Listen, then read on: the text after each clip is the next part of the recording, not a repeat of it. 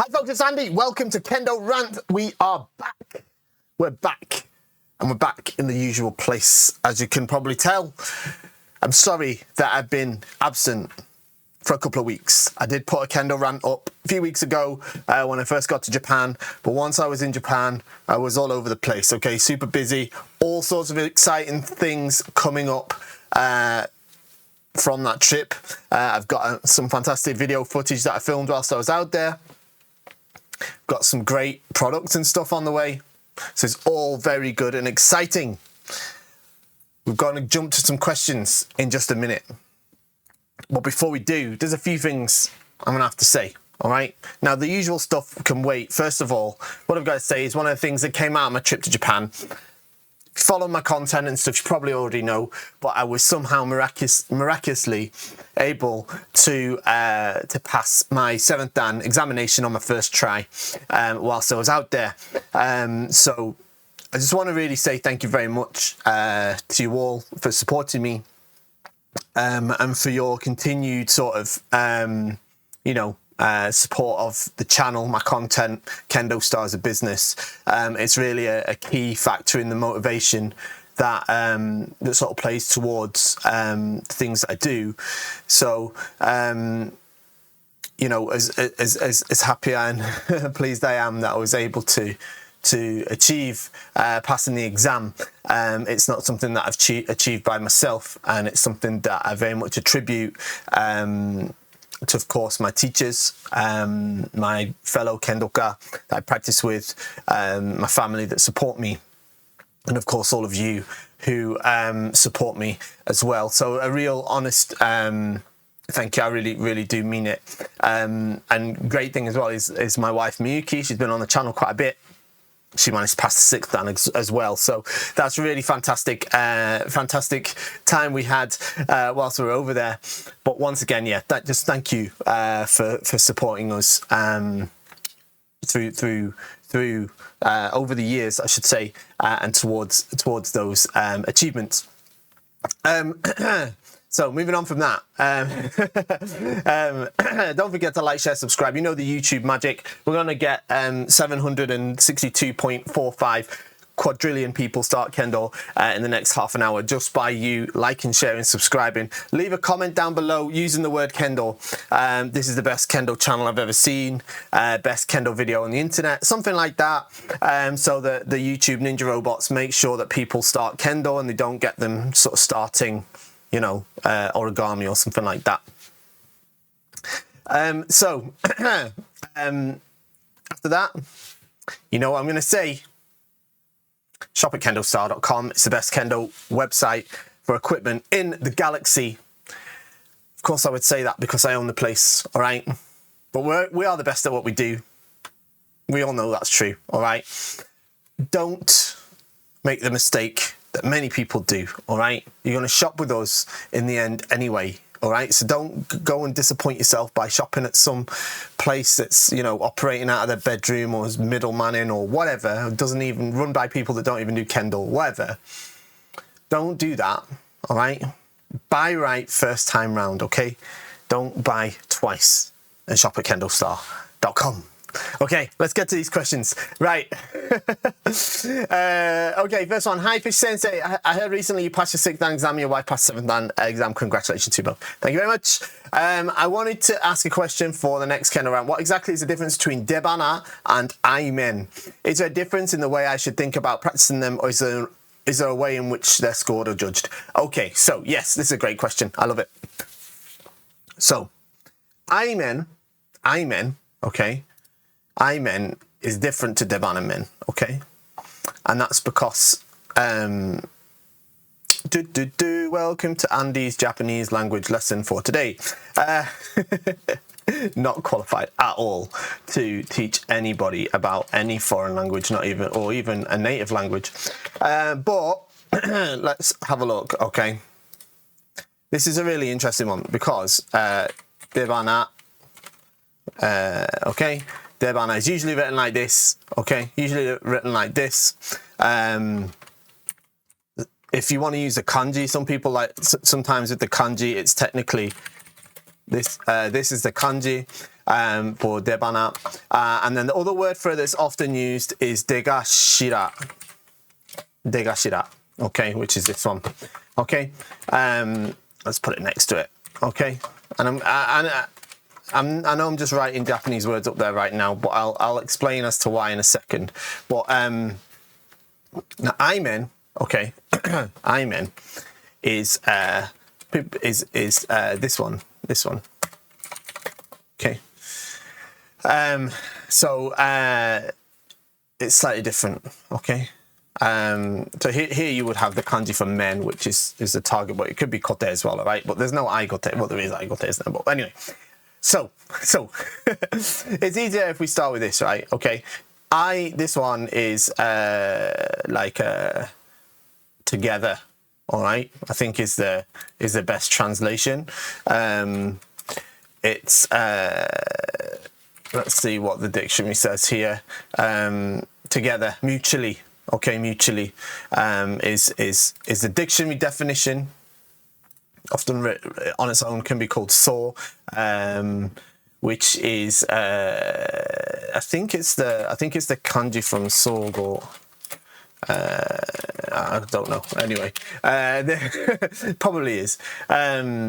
When they do the sogo nide, I think it's that kanji. I don't know. I might be wrong. But anyway, what's more important is aimen is written with this kanji. Okay, and this is it means together. All right. So it means that the men strikes happen together at the same time, exactly the same moment. Okay, exactly the same moment. Okay, exactly the same time.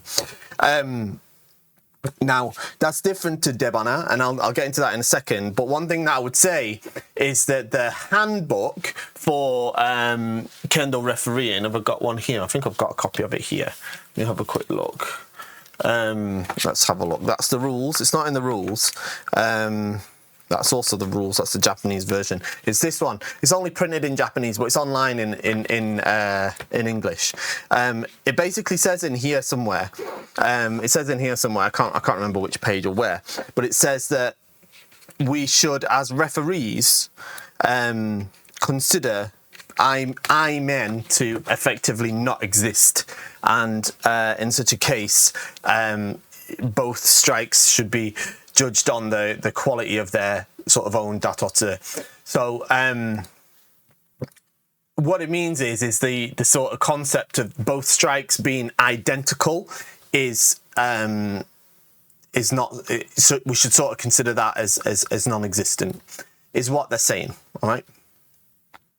Now, why that's different to, and of course it does happen. Of course it does happen. It definitely happens in lower level sort of kendo matches where two competitors sort of, like if you watch like two ikkyus doing the shiai, or like even like an ikkyu grading, you often see where they just go, yeah, man, like that, without sort of interacting with the opponent because they're not at that stage yet, which is natural, right?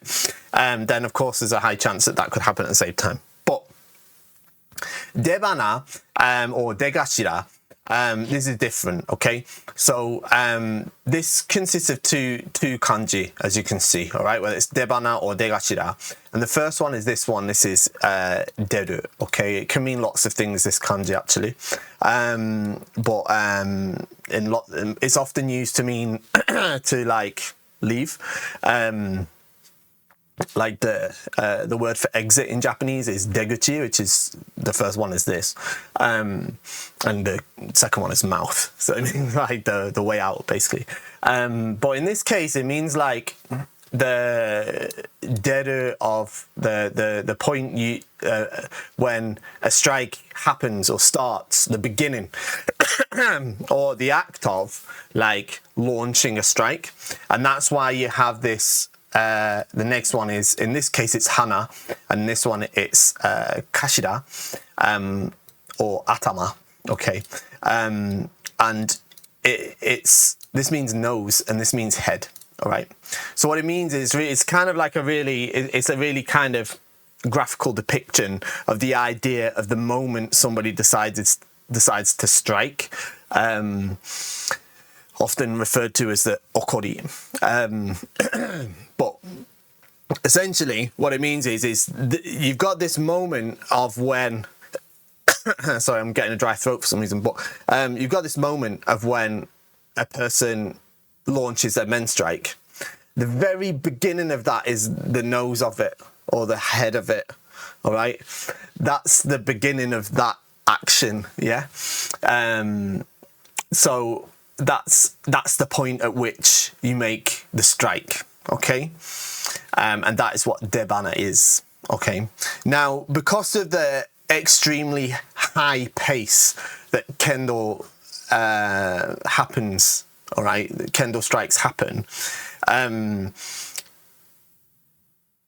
When Debana, especially with men, when both parties attack men and one takes the Debana,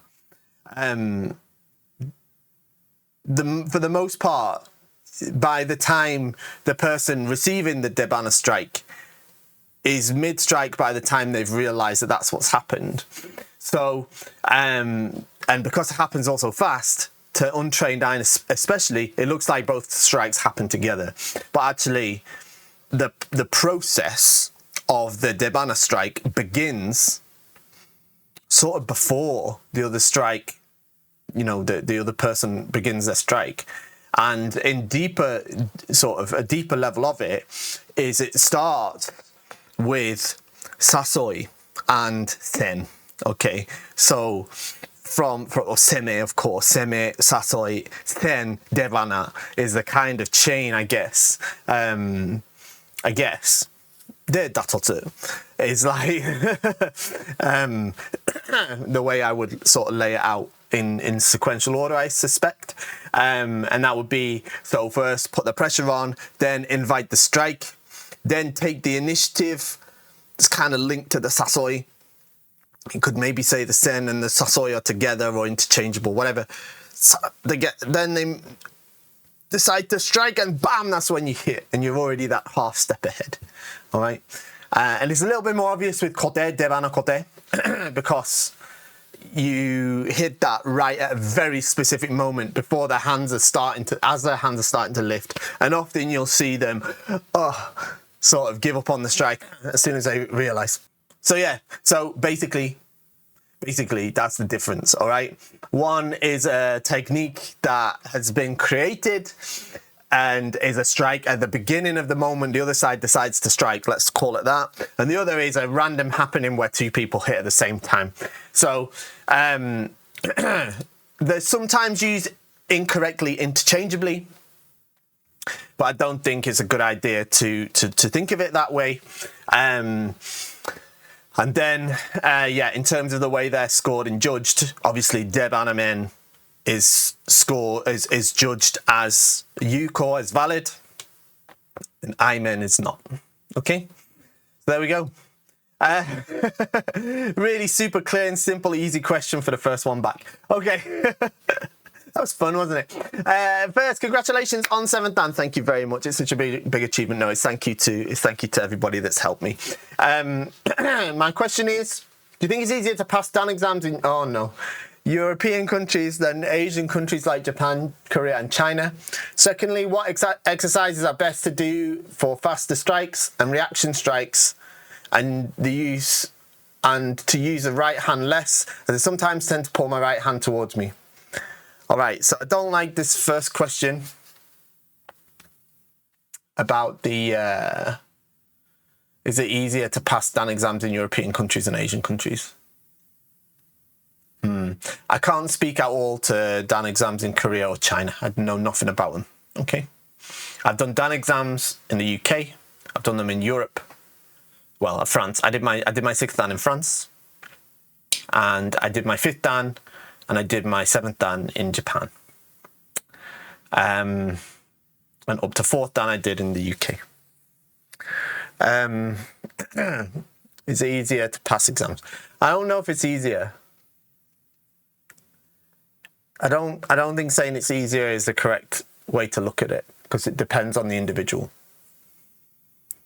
Do I think it would have been easier for me to pass the 7th Dan in Europe than passing it in Japan? Yes. Which is why I wanted to do it in Japan. Does that mean it's easier for everybody? No. Okay, no, it doesn't. It doesn't.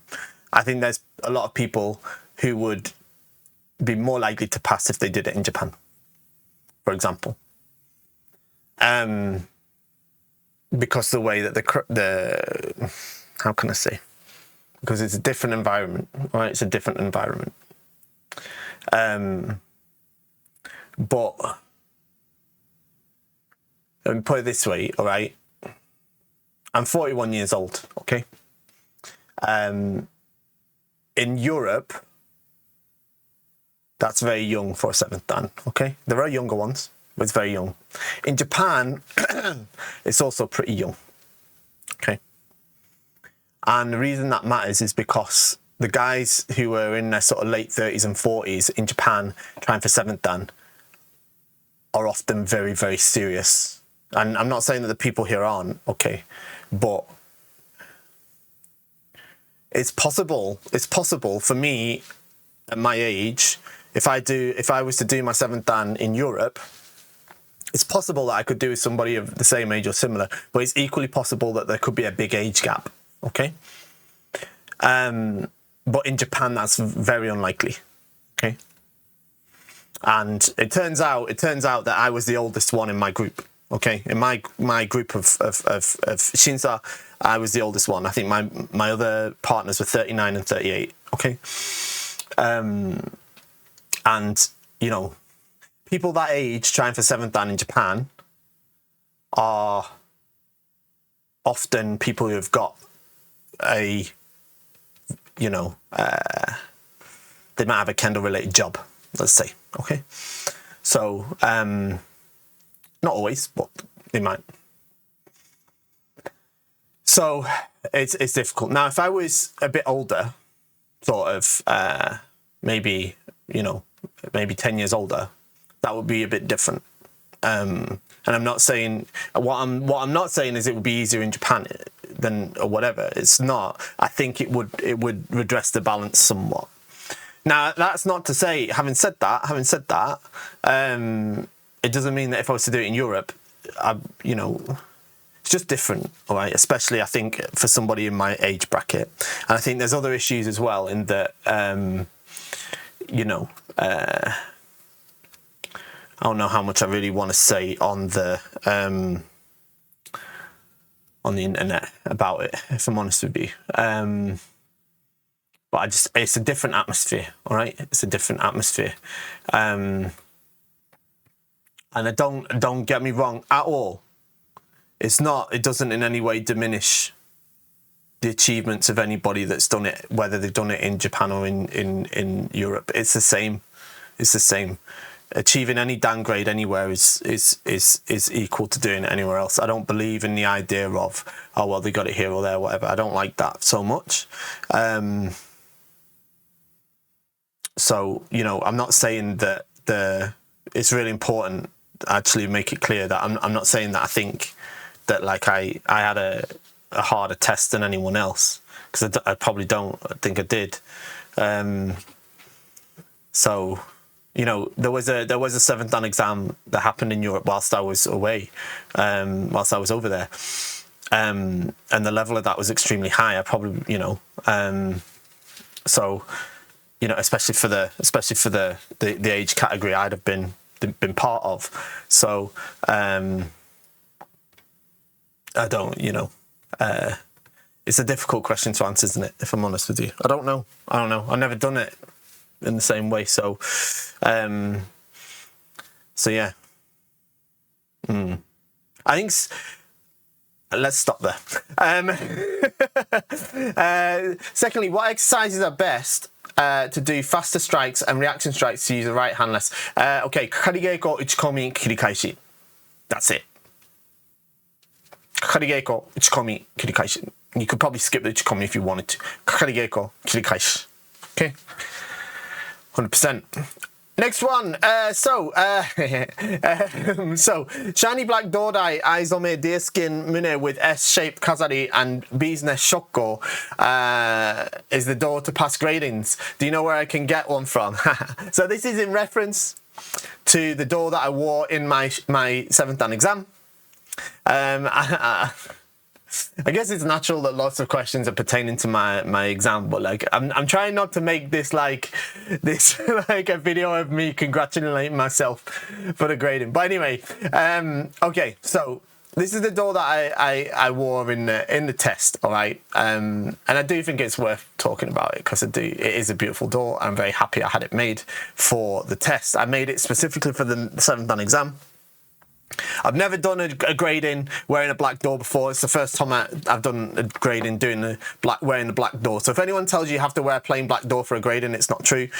This is the first time I ever wore a plain black door for a grading was in my 7th Dan exam. Okay, so I got to 6th Dan without using a black door in a grading. All right. I used to have like a blue one until I was 3rd Dan. When I was 4th Dan, I used a kiji door. For my 5th Dan, I wore a different kiji door, and for my 6th Dan, I wore a brown door. So I never, I never wore a black one. But this is not just any black door, all right? So first off, you got some details wrong about it, but I forgive you because the picture on Facebook that I put up, which isn't this one, it was one of me wearing it. I didn't put this one up because like you can see my futon and stuff, because it's so damn shiny. Yeah, the minute design and stuff is it's all very custom. It's not standard stuff. We can make all of this stuff, and I appreciate it's not on the website at the moment. Well, maybe I'll add it and stuff. All right, but yeah, it's a deerskin mune. It has sangai matsu kazari. It's not S-shaped kazari. It's sangai matsu. It's one of my favorite kazari. This is to represent a 3-layered pine tree. Which I think is a very traditional and very Japanese design. It's a special kazari on the door minute. Now, I'd love to show you the door itself. But unfortunately, although I arrived back from Japan yesterday, my luggage didn't. So it's still on its way back to me. But otherwise, I would show you here. But anyway, this is a very special shoko. That is just, it's like they're little crosses, okay, and I like that a lot. And then the dodai, okay, the dodai is a very special urishi door. It's a special type of urishi called a hojo. Is it hojoji nuri or something like that, right? I think it's called hojoji. It's very rare. It's very difficult to get hold of. We offered it on the website for a time, but it's become quite hard to get your hands on. Production time of these is more than a year. Obviously, it's completely made in Japan, but it's an extremely high like quality of and grade of urishi. This extremely high gloss. All right, and it's super strong as well. Like I've used it in keiko with the senseis in Japan. First, I'm really happy that the first sensei, the first person to hit this door was a very brilliant 8th Dan Hanshi sensei that I like an awful lot. Yeah, it doesn't have any marks on it, even though I've used it a little bit as well, and it's been hit quite a few times.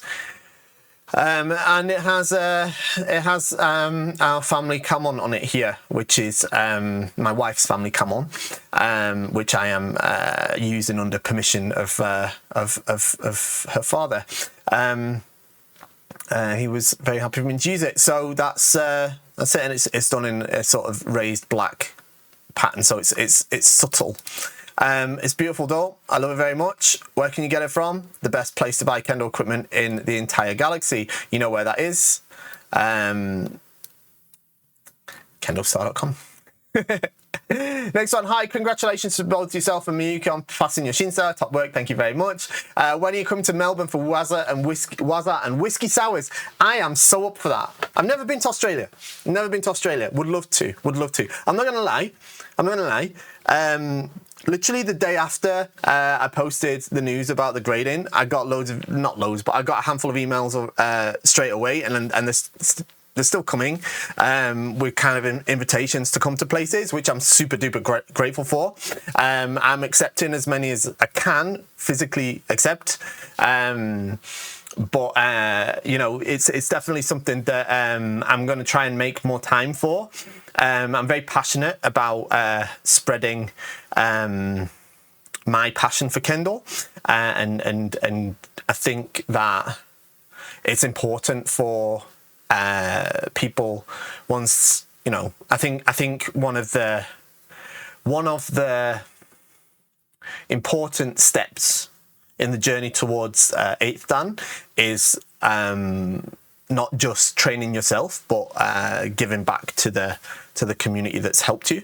So I'm definitely looking to get involved in more stuff like that. So, you know, set me the invite. I'm coming. Okay. Anywhere else too. I'm up for it. I've been to all sorts of places the last couple of years. Congratulations on your grading into your wife. Thank you for the work and the worldwide Kendo community. Thank you very much. What's the best Kendo seminar for a 46-year-old Shodan could participate in anywhere around the world or with any sensei out there to get a once-in-a-lifetime Kendo experience? Arigatou gozaimasu. So, watch this space. Watch this space. All right. There is another project that I'm working on this year. Is I didn't have much time last year because the WKC took up a lot of my time as I was involved with the coaching of the national team. But the year before that, I arranged my own seminar here in the UK. And that's a project that I'm looking to expand on probably this year going forward. Not necessarily just my own seminar, but a seminar with particularly distinguished teachers. It's definitely something that I will be organising very soon. So I'll let you know on the channel, but I would say that one of those seminars will be the best to come to. It'll be here in the UK.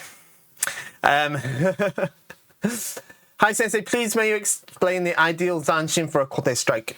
In terms of hand placement, the cool levitating crab walk, don't do the crab walk, going backwards or forwards, mainly for shikake kote, but if you have time, hiki kote is too. Please, can you also explain what a tobikomi door is? Okay, well, tobikomi door is when you get your door and you throw it out the window. No, it's not. It's when you this is just a stupid joke. Tobikomi door is when you basically attack the door strike, and it's not the kind of orgy type of door, all right? So you get them to raise their hands and then you leap forward and hit the door. That's tobikomi door, okay? In terms of kote strikes, all right? Here's how I think of the kote zanshin. Strike the kote, immediately after delivering a powerful strike, lift the shinai off and move it slightly to the left or straight up. Pam, this way or this way. Don't move it to the right, okay? Straight up or slightly to the left. And after hitting left foot, quickly close up to your opponent and move into the, you know, close distance with your opponent, and stick to them, all right? Stick to them. You don't need to crab walk around them, all right? I don't think that's, not unless you're like 15. But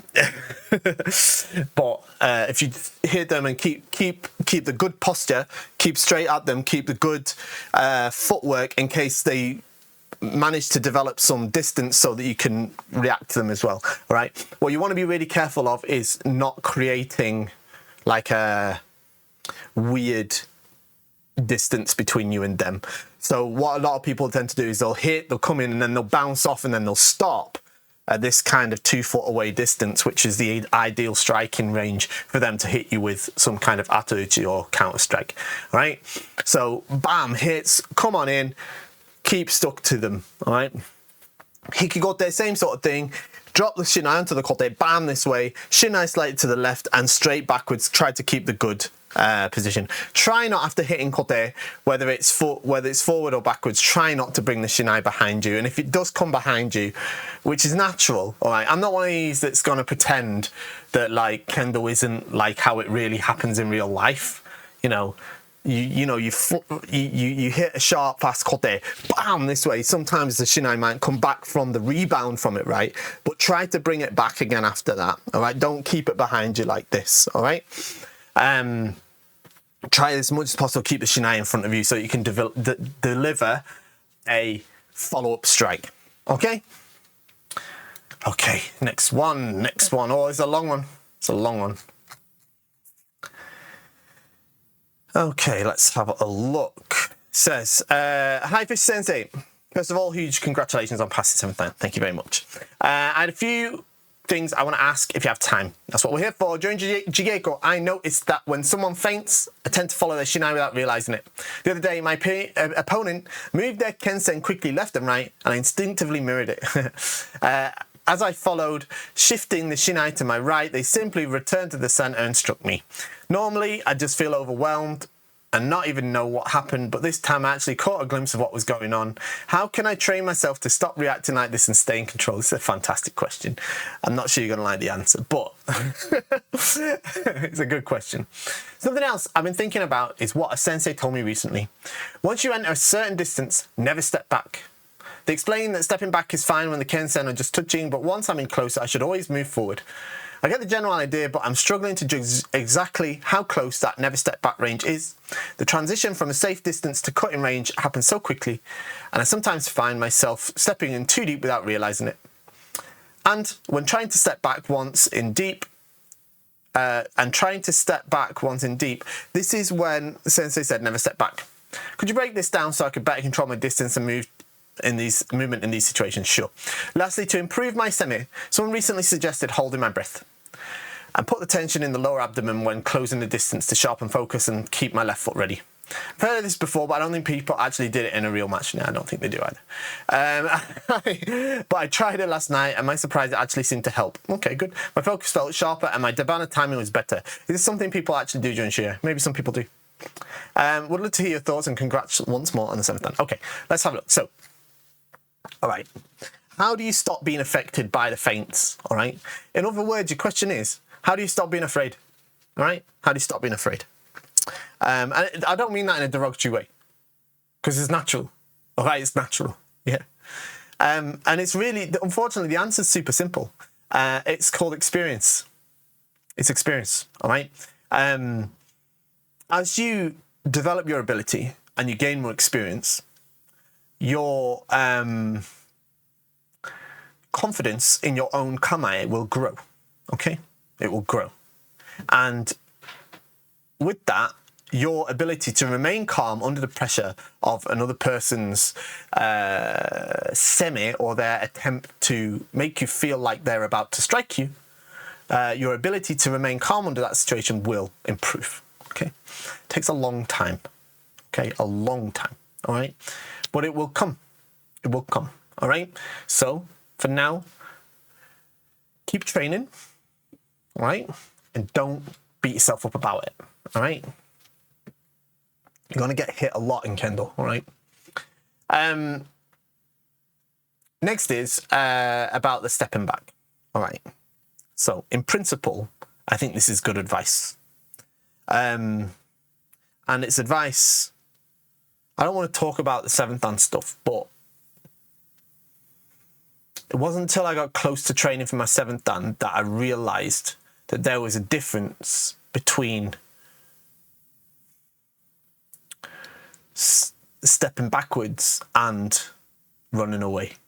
And it's not that I realized, I knew that already, of course I did, but what I mean is that I really understood how that worked in practice, and what that meant was that it's possible to do semi whilst you step backwards. It's called semi kaishi.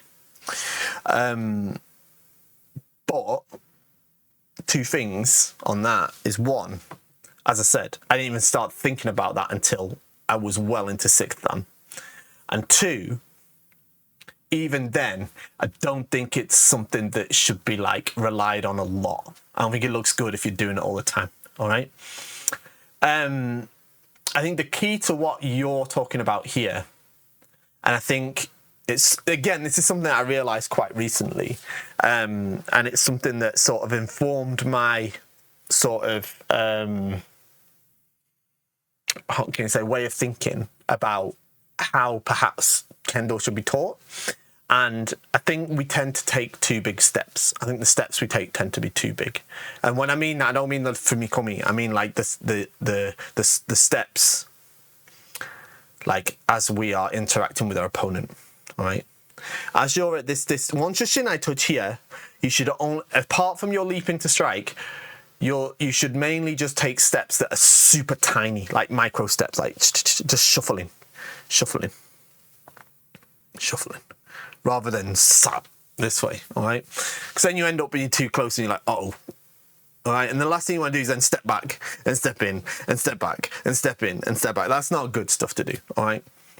So you have to do, keep your kamae, have confidence in your kamae, get to this point, and then try to make tiny little steps forward until you're at a distance that you feel that you can hit from. And then once you're there, for now, for now, try not to step back. Instead, hit or try to get them to hit you so you can do ojiwaza. All right? That's what I would do, okay? And if it's like a sensei or a senior, just hit. Just hit. Don't try to do the ojiwaza thing, okay? I don't know what level you're at, but, you know.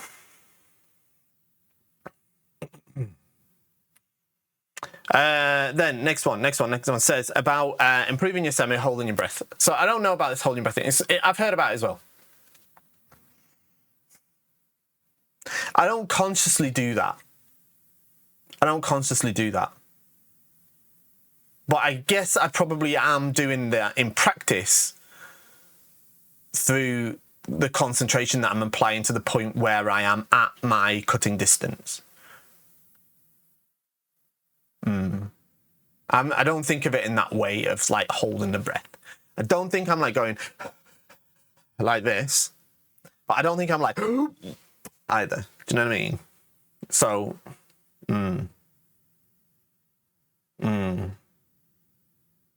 I tried to think about the whole breathing thing. I think you have to be a bit careful of like artificially pushing yourself into like holding your breath or something like that. And I think it's more important to kind of try to reach a natural state as much as possible. But if you've tried it and it works for you, great. And keep trying it, all right? Just don't pass out. All right, but you know what I'm saying, if it works for you, then brill. All right, it's not something that I give a lot of thought to. All right, I've got enough to think about rather than think about whether I'm holding my breath or not. Do you know what I mean? But you know, giving it further thought, probably. I guess I just don't give it much thought. But I probably, like, if somebody analysed it or put a breathing monitor on me or something like that, probably once I get to that point, I don't think I'm breathing. I'm already ready to go. Because otherwise, I wouldn't be able to leap, right?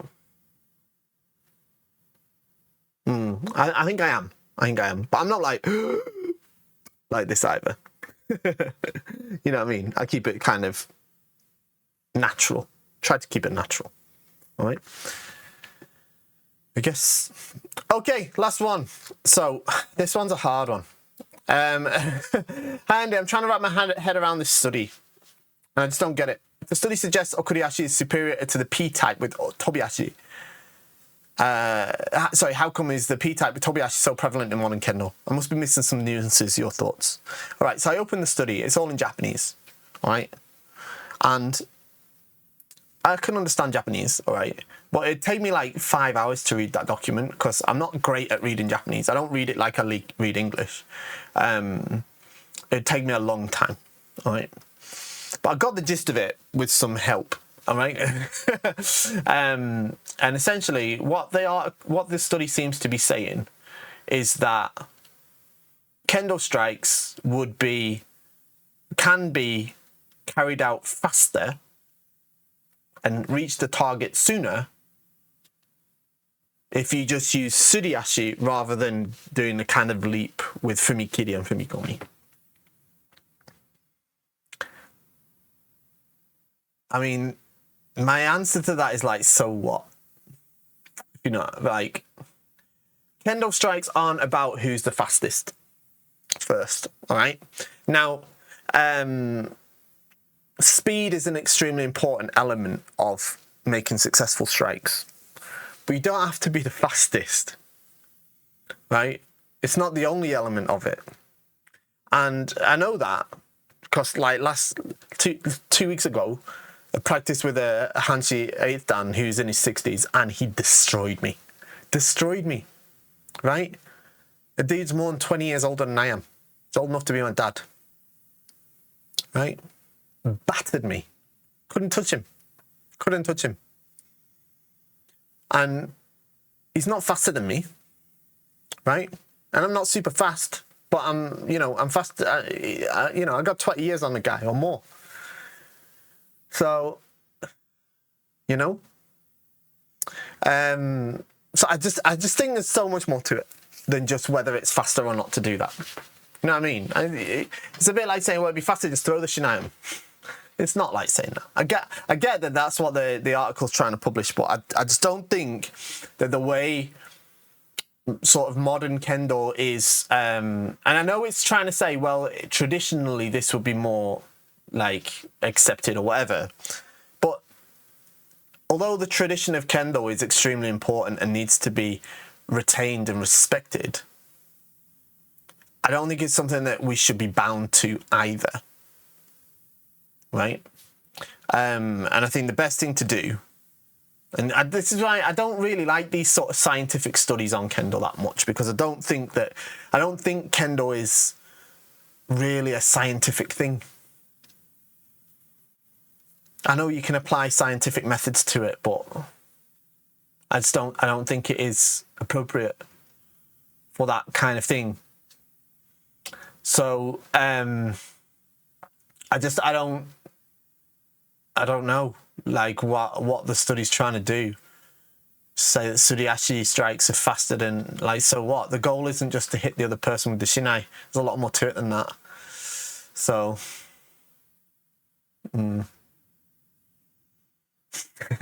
my thing, right? Here's the way I think of it. I'm like, okay, who are the best people in the world? And who are the people who do kendo like I want to do kendo, right? I look at those things and I go, right, I'm going to try and do it like that. Right? I don't care what some scientific study says or what somebody wrote in a book, all right? I look at that, I look at this guy or that woman, and I go, their kendo is top notch. I want to do kendo like that, right? And I try and emulate it, and I try to learn from it, and I try to apply it to my own approach to kendo. All right, there's some bits, don't get me wrong, like there's teachers who I respect massively, and sometimes they say stuff and I'm like, that doesn't work for me, even though sort of 90% of everything else they say, I'm like, this is the Kool-Aid, but but then they might say something, I'm like, yeah, that one's not for me. But I might be wrong. You know what I'm saying? Like, maybe in 10 or 20 years time, I'll be like, yeah, I didn't know what I was talking about. Like, I think about myself from 10 years ago or 15 years ago, 20 years ago. Me, I didn't know what I was talking about, even though I thought I was, even though I thought I did. So there we go. That's the end of the show. Don't even think I made a cohesive point on that. But anyway, thank you very much for joining me today. Thank you very much for supporting me and my wife Miyuki throughout our kendo journey. Once again, I know I've said it a lot, but we really couldn't have achieved what we did this time without all of you, as well as our fantastic teachers, our dojo mates, and our family. Shop at KendoStar. See you next time. Bye-bye.